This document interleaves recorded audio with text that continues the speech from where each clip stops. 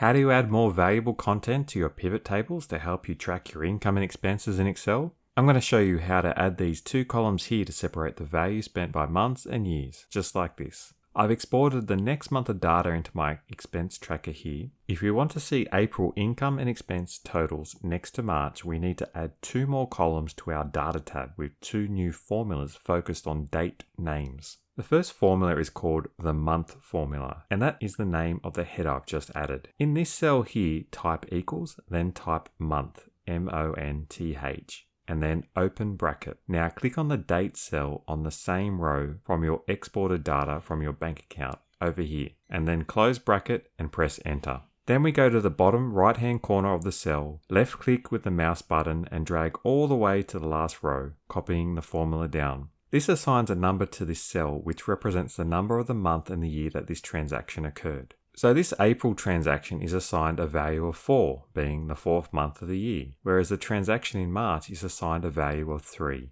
Now we're also going to add another formula in the next column to isolate the year value. Now let's call this column year and type it at the very top cell too. Then type equals and then type year, Y-E-A-R, and then open bracket and then again selecting the date of the transaction from your data on the same row. Close bracket and press enter. We're now also going to left click on the right hand bottom corner and scroll all the way down again to copy the formula. Let's go back to our pivot table in the summary tab and update the parameters of the pivot table to include those two new columns by going to the pivot table and analyze ribbon at the top of the screen here. Then go to change data source here. In this new dialog box that opens, we've got all the data in column A to column F currently selected, and we now need to change it to column A to column H to include those new formulas. Click OK and click on the pivot table in the summary tab, right click the mouse and click refresh. And you can see here in the pivot table field that we have two new data sources called month and year as per our table headings. We can start off by putting them as filters, so you can see here we're able to select either 3 or 4. If I wanted to look at just April, I can just select number 4. And you can see we've spent more in March by looking at the sum at the bottom. If you wanted to compare April and March, we can also click on the pivot table again, and we can move the month into the column section in the pivot table fields over here, just like this. Now you can see each month's totals side by side. You can even do this with year once you add more data, as we also added that date name as well.